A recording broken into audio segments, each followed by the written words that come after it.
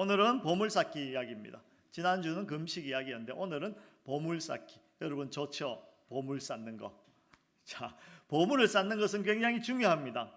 굉장히 중요합니다. 누구나 우리가 살아가면 우리의 삶이 다 쌓아가는 것입니다. 쌓아가는 것인데 오늘 성경에 보니까 보물을 쌓아라 그러나 땅에 쌓으면 안 된다 이렇게 말합니다. 땅에 쌓으면 그 쌓은 것이 헛하다. 곰팡이 생기고 도둑 들고 다 흩어지고 땅에 쌓는 것은 헛하다. 그럼 어떻게 하라는 것이죠? 보물을 어디에 쌓아라? 하늘에 쌓아라. 우리 신자들은 보물을 하늘에 쌓는 사람들입니다. 하늘에 쌓아야 되는 것이죠. 그런데 중요한 것은 어려움이 무엇이냐면 보물을 쌓는데 지금 쌓아라. 그 하늘에 쌓는 것이니까 뭐 죽어서 쌓으면 안 되겠습니까? 하나님 여기서 잘 준비해 갔다가 하늘에다 그냥 막 죽어서, 그게 아니라 하나님의 말씀은 지금 쌓아라. 언제? 지금. 어떤 때 우리 어디에서? 이 땅에서. 그러니까 보물을 쌓되 하늘에 쌓아야 하는데 정말 중요한 것은 지금 이 땅에서 쌓으라는 것입니다. 여기에 우리의 좀 당황스러움이 있습니다. 어떻게 그렇게 하지? 어떻게 하면 그 하늘에 쌓을 수 있단 말인가? 그래서 제가 한 가지 절묘한 지혜를 하나 발견했습니다. 하나님 어떻게 하면 쌓을까요?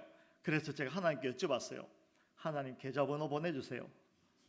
다음 주 주보에 하나님 명의의 계좌번호를 적어 드릴 테니까 여러분들 한번 열심히 성금해 보시기 바랍니다. 그럼 하늘에 쌓아질까요? 그렇지 않죠. 보물 쌓는 방법에 대해서 오늘 나누려고 합니다. 하늘에 쌓아야 되는데 그럼 어떻게 하면 하늘에 쌓는 것인가? 그 보물을 우리가 헤아려 볼 날이 있을 것인데 하나님 앞에 가서 너 얼마나 쌓았니? 라고 이제 정산하는 날이 있을 것인데 오늘 우리 재직하는 것처럼 그때 아무것도 없으면 얼마나 당황스럽겠습니까? 하늘에 쌓아야 합니다. 그 하늘에 쌓는 비결을, 방법을 오늘 말씀드리겠습니다. 그 출발하면서 먼저 확인해야 될 것이 있습니다. 무엇이냐면 죄 이야기입니다. 죄. 김 목사는 입만 열면 죄 이야기한다. 그렇게 느껴지시나요? 김 목사는 입만 열면 죄인이 어떻고 죄인이 어떻고. 그래서요, 저도 어제 집사람한테 물어봤어요. 내가 설교하면 항상 죄 이야기 하는데 그게 얼마나 무겁게 느껴지냐 물어봤더니 저희 집사람은 뭐라고 그랬을까요? 잘 모르겠는데. 그래, 순모임을 열심히 해요. 저희 집사람이 순모임을 열심히 하는데 그때 그런 이야기를 나누잖아요. 그 순원들은 어떻냐 그러니까 한번 알아볼게 그러더라고요. 그런데 실제로 죄 이야기를 제가 자꾸 하니까 초신자 중에는 마음속에 정죄감이 생기는 거죠. 당신 죄인이다. 당신 죄인이다. 너는 죄인이다. 너는 무능하다. 너는 절망적인 존재다. 라는 이야기를 하니까 정죄감이 생기고 하다못해 우울감까지 생긴다는 겁니다. 우울해지기도 하고 또는 낙심된 마음까지 생기더라라는 것입니다. 그러나 여러분, 말씀에서, 성경에서 또 목사가 설교를 통해서 죄를 이야기하는 것은 단지 그 듣는 자로 하여금 정죄감이 들게 하기 위해서, 그러니까 정죄하기 위해서 너는 죄인이야 라고 도끼로 탁 찍어내기 위해서 죄 이야기를 하는 건 아니죠. 무엇입니까? 살리기 위함입니다. 여러분, 놀랍게도 성경은요, 죄를 알아야 은혜를 알게 됩니다. 죄를 모르는데 은혜를 이해할 수가 없어요. 저희 집사람이 지난주에 병원에 갔습니다. 상사병이 아니군요. 기침이 너무 많이 나서 병원에 갔어요. 병원에 가서 기침이 나는데 평소에 안 나는 것 같은데 나기 시작하면 그치질 않는데요. 그리고 너무 오랫동안 지속되니까 무슨 큰일이 있나 싶어서 두렵고 떨리는 마음으로 병원에 갔습니다. 병원에 갔더니 의사가 물어보더랍니다. 어떻게 아프냐, 어디가 아프냐, 왜 아프냐, 언제 그랬냐, 뭐 이런 걸 물어보는 것이죠. 그러면서 청진기를 대보기도 하고 뭐 이렇게 검사를 했답니다. 그리고는 의사가 원인을 찾았어요. 그래서 의사가 이랬답니다. 이 방에서 당장 나가라. 어디 이런 균을 가지고 말이야 병원을 오다니, 내 앞에 오다니 이 방에서 당장 나가. 못생긴 아줌마야. 그랬을까요? 결국 그렇지 않죠. 그 의사는 거기서 병의 원인, 다시 말하면 균, 다시 말하면 죄, 죄를 분석하고 분석해서 무엇 하려고 하는 것입니까? 처방을 내놓는 것이죠. 고치려고 하는 것입니다. 저희 집 사람이 처방전을 들고 왔어요. 그러면 좀 안심이 되는 거죠. 죄에 대해서, 그러니까 균에 대해서 확인을 하고 그에 맞는 약을 줬으니까. 그런데 안타깝게도 그 약이 안 들어가지고 다음 주에 다시 갔어요. 다시 가서 약을 바꾸고 이제 항생제 먹고, 그런데 이제 듣기 시작했어요. 여러분, 의사가 병에 대해서 전문가인 것보다 신자가 죄에 대해서 더 전문가가 되어야 합니다.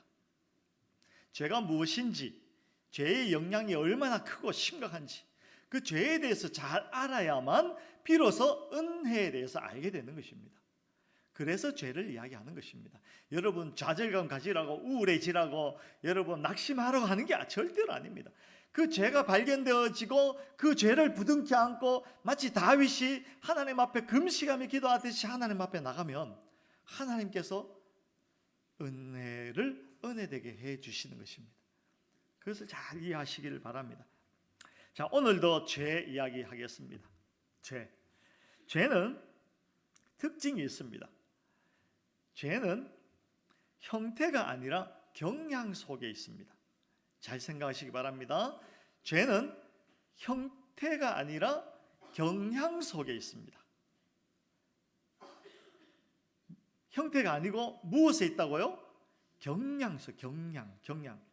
형태가 아니란 말은 이런 말입니다. 그 생긴 것이 곧 죄다. 이런 표현은 이건 아니라는 그 이야기입니다. 여러분 사람을 구분할 때 흑인, 백인, 황인, 이렇게 구분하기도 하고 아시아인, 유럽인 이렇게 구분하기도 하잖아요. 그런데 우리가 흑인을 보면서 저 사람은 새카맣게 생겼으니까 죄인, 백인을 보고 저 사람은 하얗게 생겼으니까 의인, 그럼 황인은 왔다 갔다 죄인인 듯 의인인 듯 잘 모르겠어. 이거 아니잖아요. 그러니까 죄라는 것은 형태에 의해서 좌우되는 것이 아닙니다. 잘 생각하십시오. 그러니까 그 사람은 그러니까 경상도 태어나면 죄인이야? 아니잖아요. 그렇게 생각하시는 분은 아무도 안 계시죠. 그런데 죄에 대해서는 그렇게 생각하는 경향이 있어요. 그러니까 죄가 뭐냐면 형태가 아니고 경향입니다. 경향. 어느 방향으로 향하느냐가 죄이냐 아니냐를 결정지어 주는 것입니다. 경향. 좀 더 면밀히 살펴보겠습니다. 경향이다라는 말 속에는요, 우리가 흔히 생각하는 선과 악의 기준이 형태로 있다는 것을 부인하는 것입니다. 자, 여러분, 금식하는 거 좋은 것입니까? 나쁜 것입니까? 선입니까? 악입니까? 금식하며 기도하는 것. 지난주에 말씀드렸죠. 금식하며 기도하는 것이 선한 것입니까? 악한 것입니까? 질문이 잘못됐어요. 금식 그 자체는 선도 아니고 악도 아니죠. 무엇이 중요하냐면 금식의 경향이 중요한 것입니다. 금식의 경향이 죄 짓는 쪽으로 가 있으면 그건 죄입니다. 금식이 아니라 금식 하루비가 와도 그건 죄입니다. 그러나 금식하는 경향이 하나님을 향해 있으면 부족한 기도다 할지라도 그건 선입니다. 예배도 마찬가지입니다. 여러분 예배의 자리에 앉았으니 여러분은 무조건 선이라고 생각하시면 착각입니다.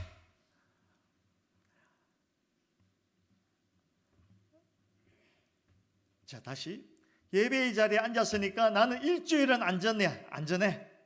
일주일 동안은 내가 안전해. 왜냐하면 주일날 예배의 자리에 앉아서 예배했으니까 라고 생각하시면 안 돼요. 중요한 것은 예배의 경향이라는 것입니다. 여러분 하나님께서요 이런 말씀도 하셨어요. 너희가 가지고 온 제물, 구약의 제물 제사가 예배잖아요. 너희가 가지고 온 이 제사에 드리는 제물 가져가라. 내가 안 받겠다. 너희가 가져온 제물의 똥을 내가 너희 얼굴에 빨라버리겠다. 그게 성경에 있어요. 그게 성경에 있는 말씀입니다. 하나님의 말씀입니다. 그러니까 예배라고 해서 모든 것이 선, 악이 아니라는 것입니다. 중요한 것은 그 예배를 내가 어떤 경향을 가지고 하고 했느냐라는 것이 중요하다는 것입니다. 성전도 마찬가지입니다. 여러분 그거 아세요? 성전을 누가 허물었어요? 누가 무너뜨렸어요? 로마의 장군이요? 아닙니다. 성전은 하나님께서 당신의 손으로 무너뜨렸어요. 왜냐하면 형태는 성전이지만 그 속에서 행해지는 경향이 엉터리예요. 그래서 하나님께서 그 성전을 무너뜨렸어요. 우리도 마찬가지입니다. 우리가 뭘 쌓았다. 그러나 그 경향이 하나님께서 기뻐 받으시는 것이 아니면 하나님께서 부인하실 것이고 무너뜨리실 것입니다. 해쳐버릴 것입니다. 두렵고 떨리는 마음으로 잘 생각하셔야 돼요. 죄는 형태가 아니고 경향입니다. 경향. 결국 경향이 자기 자신을 향하면 죄입니다. 내가 금식하고 예배하고 예배당을 만들고 봉사하고 헌금하고 하는 모든 것들이 나의 어떠함을 증명받고 싶고 나의 체면을 살리고 나의 어떤 치장거리가 되고 그것을 훈장처럼 줄줄줄 달고 다니는 무엇이 된다면 그 어떤 것도 나를 향한 경향이므로 죄가 되는 것입니다. 그것은 죄입니다. 그러나 반대로 그 경향이 하나님을 향해 있으면 그 하나님을 높이고 하나님을 노래하고 하나님의 이름이 나의 목적이 되어 있으면 예를 들어서 찬양, 여러분 찬양을 한다는 그 자체로 곧 하나님께서 받으신 게 아닙니다. 그 찬양 속에 있는 목적이 내가 아니라 오직 하나님을 향해 있을 때 하나님께서 기뻐 받으시는 찬양이 되는 것입니다. 그렇게 되면요 노래 실력은 전혀 중요한 것이 아닙니다. 그렇게 되면요 내 지식 정도나 내 건강 정도나 내 어떤 재산 정도나 이런 게 전혀 문제가 되지 않습니다. 그래서 예배는 영과 진리로 한다. 그렇게 말씀하시는 것입니다. 경향입니다. 경향. 경향이 오직 하나님을 향할 때 그것이 비로소 선이 되는 것입니다. 그 반대가 되면 자기 자신을 향하게 되면 죄가 되는 것입니다. 우리의 모든 활동의 내면의 경향이 하나님을 향해야 됩니다. 동기와 방법과 결과가 오직 하나님의 영광을 나타내는 일에 드러나야 되고 모든 일의 목적이 자신이 대접받고 싶어서 하는 것이 아니라 누구를? 하나님을 대접하는 일에 맞춰져야 그런 경향으로 딱 맞춰져야 비로소 그것이 제대로 된 무엇이 되는 것입니다. 선이 되는 것입니다. 누가 주인입니까? 하나님이 주인이십니다. 누가 종입니까? 저와 여러분들이 종이 되어야 하는 것입니다. 종이 되어야 하는 것이 아니라 이미 종이라는 것을 깨달아야 해요. 종의 정체성을 분명히 해서 무엇을 하든지 하나님을 향한 경향으로 살아가면요 그때 비로소 하늘에 우리의 보물이 차곡차곡 쌓이는 겁니다. 그때 비로소 하늘의 보물을 쌓는 것입니다. 제가 설교 준비하다가 어떤 분이 생각나다. 어떤 장로님이셨는데 옛날에 한 10몇 년 전에 어떤 장로님이 저한테 와서 목사님 설교할 때 이렇게 좀 하세요. 뭘요? 그러니까 성도들 그때 이제 헌금할 때인데 이렇게 헌금하는 것이 곧 하늘에 쌓는 거니까 이런 헌금 좀 하라고 그렇게 설교하래요. 제보고 제가 어떻게 했을까요? 이 속에 있는 복잡한 이야기를 다 이야기할 수는 없으니까 그냥 씩 웃었죠. 헌금하는 건 중요합니다. 헌금해야 됩니다. 그러나 더 중요한 것은 왜 하느냐가 더 중요한 것입니다. 헌금 속에 담겨있는 경향이 무엇인가? 그걸 경향을 잘 맞추면요 비로소 하늘에 우리의 재물이 차곡차곡 쌓이고요 나중에 하나님 나라 가서 그거 빼먹고 살 거라니까요. 한번 보세요. 절대로 제 거 안 나눠줄 테니까 여러분들 건 여러분들이 쌓으세요. 아셨죠? 쌓기 싫은가 보네. 쌓을 수 있어요. 무엇을 하든지 크고 작고의 문제가 아니라 방향만 잘 맞추면 돼요. 경향, 하나님 이 일을 통해서 하나님의 이름이 하나님의 영광이 나타나기를 원합니다. 나의 한 번의 예배가 정말 하나님의 이름, 하나님의 영광, 하나님의 그 어떠하심을 드러내기를 원합니다. 나의 노래가, 나의 헌신이, 나의 예물이, 나의 이것이 그것만 잘 맞춰놓으면 우리의 수준은 문제가 안 돼요. 좀 모자라고 엄치고 박자도 못 맞추고 이런 게 문제가 안 돼요. 비록 예배하기 전에 뭐 쪽팔리니까 담배는 차에 빼놓고 왔고 이거 문제가 안 됩니다. 지난주 중에 뭐 회식 가서 한 잔 이게 문제가 안 된다니까요. 그것보다 더 중요한 것은 경량입니다. 경량. 그거는 무시해버리고 그저 형식에 얽매여 있으면 이건 이제 문제가 생기는 겁니다. 그리고 우리가 한 가지 더 주의해야 될 것은요. 그런 경향을 펼치는 무대가 어딘가를 잘 생각해야 됩니다. 어디입니까? 이 땅입니다. 이 땅인데 우리가 너무 좁게 생각해서 그저 교회 안, 종교 활동 여기에만 맞추어서 그것만 경향을 잘 맞추어서 하면 된다 이렇게 생각하시면 그것도 좀 부족한 생각입니다. 어떻게 해야 되냐면 이렇게 하시면 됩니다. 아브라함처럼 하시면 됩니다. 아브라함 창세기 12장에 보면 하나님께서 아브라함을 불렀어요. 갈대아 우르를 떠나서 내가 보여주는 그 땅으로 가라 이렇게 말씀하셨죠. 그래서 아브라함이 벌떡 일어나서 이제 그 땅으로 갑니다. 가나안으로 갑니다.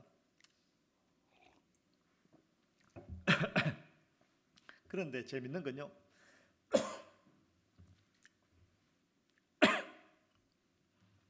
저도 병원을 가야 되겠네요.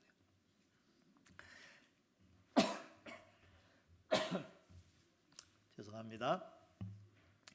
근데 하나님께서 아브라함을 부르시고 어떻게 말씀하셨습니까? 너는 가라 이렇게 말씀하셨어요. 단지 그것만. 하나님께서 아브라함을 부르시면서 사당동에 가면 총신대학교가 있으니까 그 학교에 가라. 신학을 공부해라. 그 대학원도 가고 강도사 시험도 치고 목사고시도 보고 그래서 목사가 되어서 목회를 해라. 이렇게 하지 않으셨어요. 그리고 오늘 어디에서 모이는지 하여튼 대규모의 종교 집회가 있잖아요. 그 집회를 주관하고 열어서 사람들을 동원하고 해라. 그것도 하지 아니하셨어요. 무엇이라고 말씀하셨냐면 그냥 가라. 가는 동안에 아브라함이 무엇을 했냐면 살았어요. 그냥 살았어요. 그 땅을 살았어요. 그렇게 보면 뭐 특별할 거 없어 보이잖아요. 그런데 다름이 하나 있었습니다. 그 다름이 무엇이냐면 주님과 함께 살았어요. 주님을 모시고 살았어요. 바로 그것입니다, 여러분. 무엇을 특별히 한다가 아니라 주님과 동행하는 것입니다. 그냥 그렇게 살았어요, 아브라함. 그런데 놀랍게도요, 그 아브라함의 삶을 누가 봤냐면 주위에 있는 사람들이 봤어요. 주위에 있는 사람들이 보고 무엇 하냐면 아브라함을 보니 하나님을 알겠다.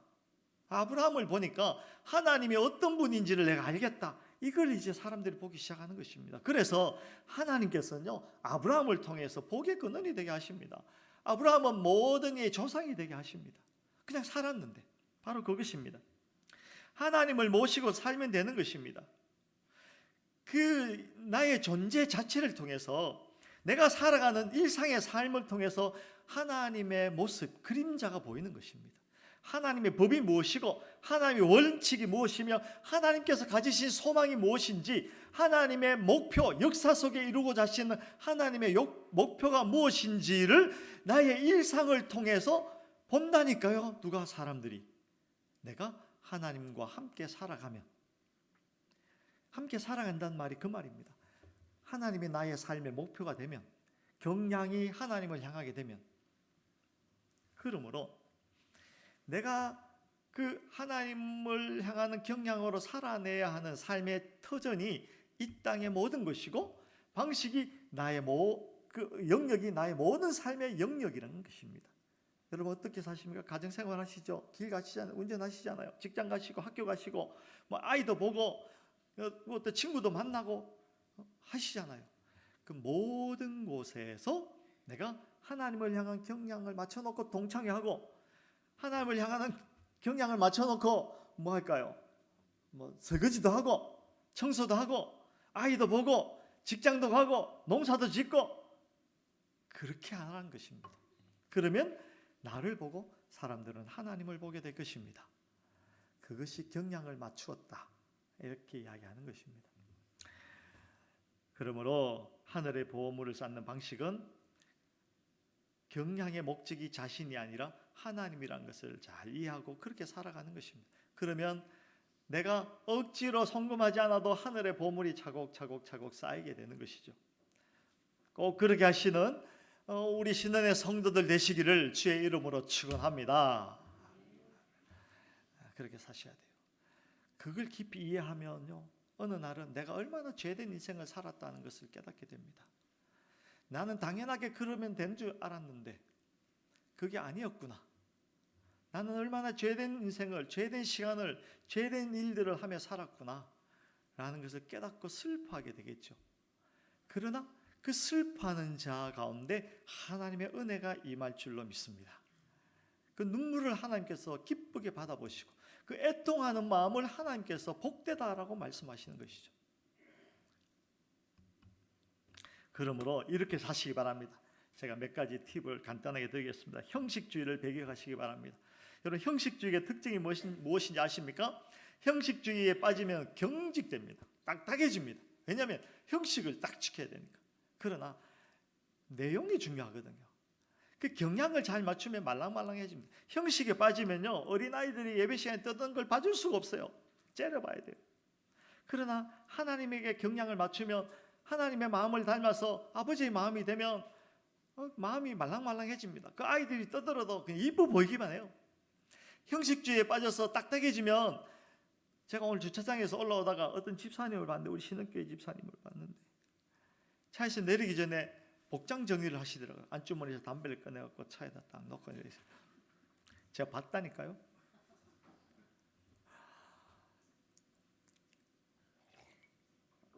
형식주의에 빠지면 그걸 봐줄 수가 없어요.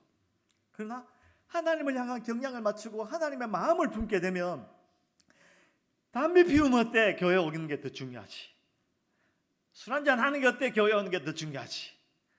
와주기만 하면, 하나님께 오기만 하면, 여러분, 이 집 나간 아들이 뭐 잘난 게 있어서 왔나요? 아니잖아요. 온갖 짓을 다 했지만 아버지에게 오기만 하면 그 아버지가 말랑말랑한 마음으로 그걸 받아주는 것이죠. 우리 성도들이 하나님을 향하는 경향을 맞추면 그 마음이 내 속에 만들어지고, 그때부터 말랑말랑해져서 이웃을 봐도, 형제를 봐도, 부족한 사람을 봐도, 뭐 모자란 사람을 봐도, 권사님 술 끊었어요, 술 끊지 못한 권사님을 봐도 그저 다시 하나님 앞으로 오는 것만 바라보고 기다려주고 참고 인내하고 안아주고 맞아주고, 그렇게 된다니까요. 그리고 영역을 확장하시기 바랍니다. 말씀드렸잖아요. 그걸 다르게 하면 예배에 세 가지 국면이 있어요. 첫 번째는 모여서 드린 예배, 여기서부터 출발입니다. 이 예배로 끝 그러시면 안 되고요.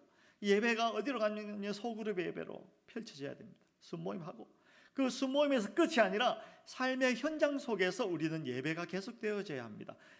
베드로가 이야기했잖아요. 우리의 삶 가운데서 경향을 하나님께 맞추어서 모든 일을 하나님께서 기뻐하시는 방법, 하나님이 목적이 되어서 살면 그것이 하나님께서 기뻐 받으시는 제물이다. 신약으로 이야기하면 예배다. 그래서 우리가 삶의 예배 그렇게 이야기합니다. 그러므로 여러분, 제가 엘리베이터를 정말 무서워해요. 엘리베이터 타는 것이 진짜 무서워요. 왜냐하면 이 줄이 끊어질까 봐. 그게 아니고, 엘리베이터 탔는데 사람들이 있으면 그 사람들이 보는 앞에서 11 버튼을 눌러야 되잖아요. 저는 그 버튼 누를 때마다요, 두렵고 떨려요. 왜냐하면 11을 누르는 순간 저 사람 어디 가는지 다 알아요. 우리 교회 이 건물 11층이 우리 교회 뿐이잖아요. 저는 그래서 가끔 그런 생각을 해요. 11층에 다른 것도 좀 있으면 좋겠다. 그러면 눌러놓으면 거기 가는지 밑에 가는지 모르니까, 옆에 가는지 모르니까. 그러나 우리 교회 뿐이잖아요. 그래서 저는 11을 누를 때마다 정말 두렵고 떨리는 마음으로 자세를 바르게 합니다. 그리고 아이들이 막 탈 때가 있어요. 아이들이 타는데 보통 엘리베이터에 타고 있으면 자기 뒤에 공간이 있는 줄은 잘 인식을 못해요. 왜냐하면 타고 자기는 앞만 보고 있으니까. 그런데 저는 빨리 살펴서 아이들이 타기만 하면 저 구석에 가서 탁 붙어서 그냥 눈 깔고 이렇게 탁 있습니다. 빨리 타라고, 많이 타라고. 제가 공간을 차지 안 하려고. 그리고요, 엘리베이터 문이 열릴 때 여러분, 문 앞에 서 계시지 마세요. 우리는 내가 탈 것만 생각하는데 엘리베이터 안에 누군가가 있잖아요.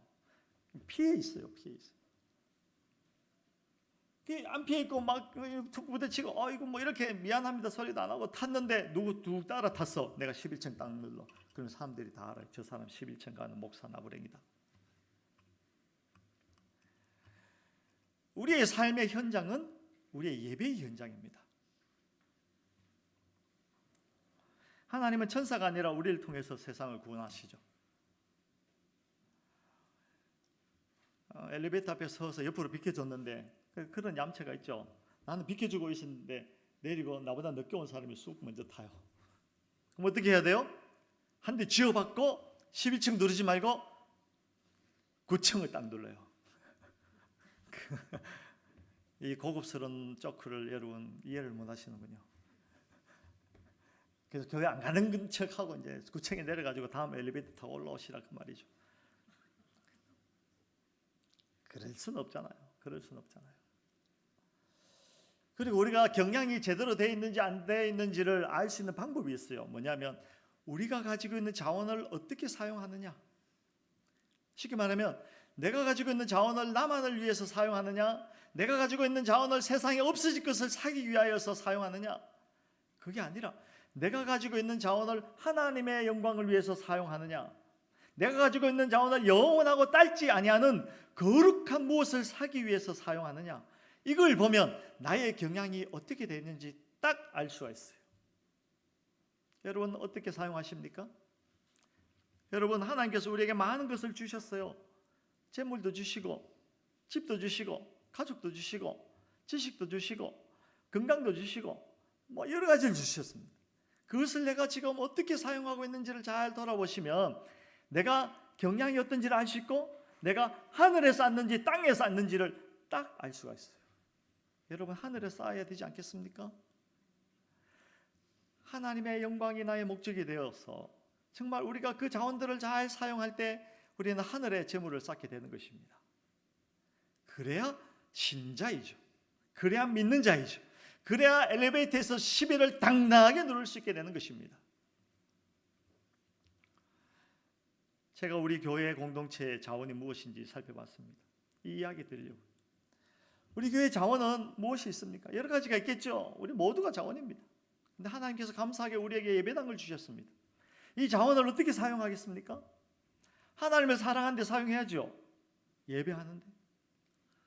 그리고 동시에 하나님을 사랑한다면 이웃을 사랑하는데 사용해야 마땅합니다.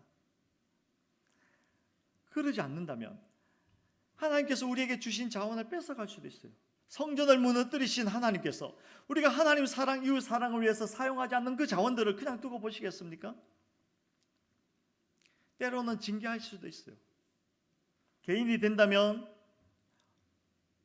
질병이 올 수도 있고 있는 재산이 날아갈 수도 있고 마음에 무너지는 경험을 할 수도 있을 것입니다. 교회라면 그 교회 속에 분쟁이 일어날 수도 있고 불화가 일어날 수도 있고. 그러나 우리가 자원을 잘 사용하면, 우리가 자원 주신 하나님의 은혜를 잘 사용하면, 하나님을 사랑하고 이웃을 사랑하는데 잘 사용하면 하나님께서 이 땅에서 우리는 비록 작은 예배당을 짓고 살고 있지만 하늘나라에 쉬는 예배당을 거창하게 지어주실 줄로 믿습니다. 그것이 신자된 자의 모습이고 우리 신앙 공동체에 살아가는 마땅한 모습이 되어야 한다는 것입니다. 그것이 신자이고 그것이 교회이고 그것이 우리여야 한다는 것이죠. 그러므로 여러분 전쟁을 선포하시기 바랍니다. 이것이 쉬웠으면 나 다 하죠. 그러나 쉽지 않습니다. 우리 속에 수많이 일어나는 갈등들, 이걸 놓으면 망할 것 같은 불안감. 그러나 하나님은 우리를 포기하지 않으셨던 것처럼 우리를 통해서 이기게 하실 줄로 믿습니다. 우리는 이 전쟁에서 이길 것입니다. 결코 포기하지 마시기 바랍니다. 성실하게 임하시기 바랍니다. 전쟁을 성실하게 해야 돼요. 성실하게 하시다가 그 결과로 부자가 될 수도 있어요. 그런데 성실하게 임했는데 그 결과로 가난하게 될 수도 있습니다. 그러나 그 결과로 인해서 우리의 성실이 흔들리지 않도록 마음을 굳게 잡으시기 바랍니다. 성실이 중요한 것이지 부자가 되고 가난해지고 이것이 중요한 것이 아닙니다. 우리는 이 전쟁을 주님 다시 오시는 그날까지 성실하게 행해야 될 책임이 있는 사람들입니다. 모든 상황 속에서 어떻게 하나님을 의지하고 무엇보다도 하나님을 사랑하고 높이고 어떤 어려움과 고난에도 하나님으로 만족하는가를 보이는 책임이 우리 안에 있다는 것입니다. 설령 말할 수 없는 가시가 내 심장을 찌르는 아픔이 있다 할지라도 그 시간에도 우리는 그 성실을 놓지 않으시기를 주의 이름으로 축원합니다. 주님께서 말씀하십니다. 나를 따라오려거든 자기를 부인하고 자기 십자가를 지고 나를 쫓으라 그랬어요. 나를 따라오려거든 자기를 부인하고 자기 십자가를 지고 나를 쫓으라 그랬어요. 여러분, 십자가가 쉽겠습니까? 늘 내 기분에 좋겠습니까? 십자가는 십자가입니다. 그러나 그 십자가를 지는 성실을 놓지 않는 한 우리는 하늘나라에서 엄청난 우리의 장보를 확인하게 될 줄로 믿습니다. 찬양하죠. 십자가를 질 수 있나? 주가 물어보실 때